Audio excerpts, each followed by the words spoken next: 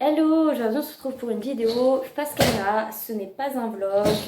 C'est une vidéo un peu dans le but d'expliquer moi ma façon de penser, moi ma façon de voir et qu'est-ce que je pratique ou non avec ma fille.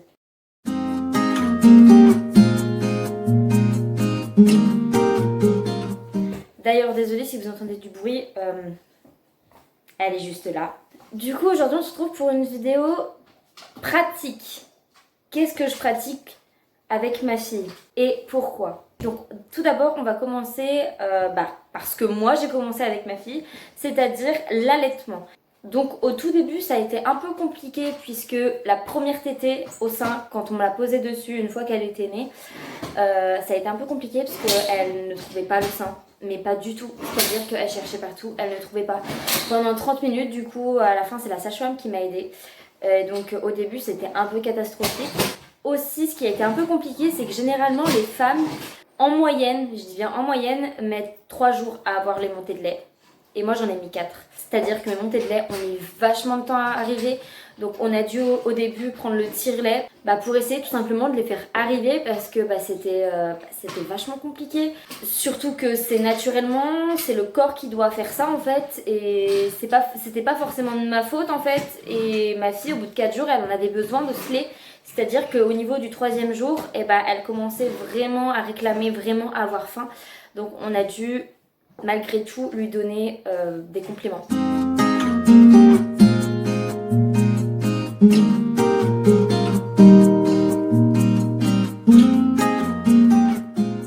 Donc moi je pratique l'allaitement exclusif jusqu'à ses 6 mois. Donc là elle a 6 mois et donc j'ai commencé la DME. Donc d'ailleurs c'est sur ce prochain sujet qu'on va parler. Donc là j'ai commencé petit à petit à 5 mois et 3 semaines à essayer d'introduire une alimentation. Soit la purée je pouvais faire ou soit la DME. Donc la DME c'est la diversification menée par l'enfant. Et donc ça consiste en fait à donner les aliments tels quels à l'enfant et que lui-même puisse se gérer et puisse découvrir la matière qui va avec l'aliment, j'ai envie de dire. Donc quand je dis ça, je ne suis pas du tout, mais pas du tout contre celles qui font manger de la purée à leur enfant, hein. Totalement pas. À aucun moment, ce que moi je fais veut dire que c'est ce que vous avez décidé et c'est ce que vous trouvez le mieux, hein. Ça se trouve, vous pouvez trouver mieux la purée parce que la purée aussi, il y a des points positifs, il y a des points négatifs, comme la DME, il y a des points positifs et il y a des points négatifs. Donc à aucun moment je veux de la haine s'il vous plaît dans les commentaires puisque je veux vraiment vous expliquer ce que moi je fais, ce que moi je pratique. Donc revenons au sujet de la DME. Donc la DME se pratique à partir de 6 mois. Donc les avantages de la DME c'est que ça respecte l'appétit de l'enfant, c'est-à-dire qu'à partir du moment où il aura plus faim, écoutez, il aura plus faim, hein. Soit il va jeter, soit il va arrêter de manger tout simplement. Donc ça veut dire que plus vite il pourra participer au repas de famille, c'est-à-dire être avec nous, tout en développant son autonomie. Ensuite ça participe aussi à développer du coup sa mastication. Et du coup comme je l'ai dit aussi au tout début, ça permet aussi de découvrir l'aliment tel quel.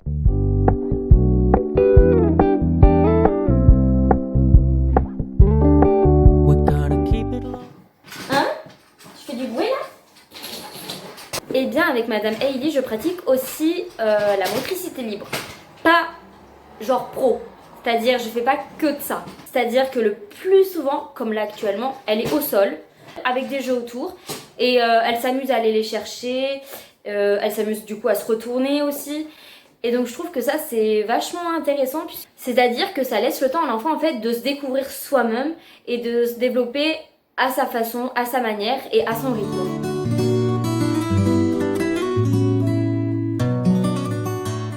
Et c'est vrai que quand j'ai dit au tout début que je pratiquais la motricité libre, mais pas genre professionnelle, pas que ça, je voulais aussi dire que il y a de temps à autre, je la mets dans le trotteur. Puisque elle est bien dedans, donc voilà. Je suis désolée, la luminosité, le soleil s'est caché. Puisque je connais les risques en fait avec le trotteur, c'est que elle peut avoir les jambes arquées, elle peut avoir des soucis au niveau du dos. Enfin bref, son développement en gros ne sera pas correct. C'est pour ça que comme je viens de vous dire, je la laisse vraiment pas longtemps du tout. Tu vas t'endormir par terre? Ouais. Alors avec la motricité libre, je pratique aussi le bain libre, c'est-à-dire que je lui mets un fond d'eau qui arrive au niveau de l'oreille et elle se plaît mais totalement là-dedans, elle kiffe, elle adore et du coup en fait ça lui permet aussi de prendre toute la place qu'elle veut en fait et de bouger, d'aller partout, de se retourner, de se re-retourner et voilà. Et donc je me suis renseignée, il n'y a pas vraiment trop de risque de noyade, c'est-à-dire de toute manière le parent obligatoirement il doit être là à surveiller, ça c'est impératif, c'est obligatoire. Même si voilà il n'y a pas beaucoup de risques, et il faut quand même rester surveillé, enfin c'est quand même logique.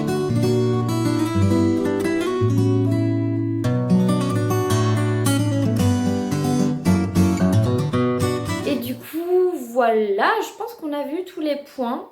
Voilà, j'ai peut-être pas expliqué vraiment tout en détail, ce qu'était la DME, ce qu'était la motricité libre, ce qu'était... Enfin bref, j'ai pas vraiment expliqué tout en détail. Donc dites-moi si vous voulez des vidéos plus approfondies sur un des sujets et je vous ferai ça. Mais voilà, je voulais vous partager un peu mon point de vue, un peu moi ce que je fais. Et ben dis, mais sans offenser ceux qui font autre chose que moi. Donc voilà, j'espère que vous aurez compris ce que j'ai voulu dire. Donc je vous laisse vous abonner, mettre un petit like, laisser un commentaire si cette vidéo vous a plu. Et on se retrouve dans 2 jours pour une nouvelle vidéo, laquelle j'en sais rien, je sais pas du tout. Et voilà, donc je vous fais de très gros bisous et je vous dis à une prochaine vidéo. Ciao!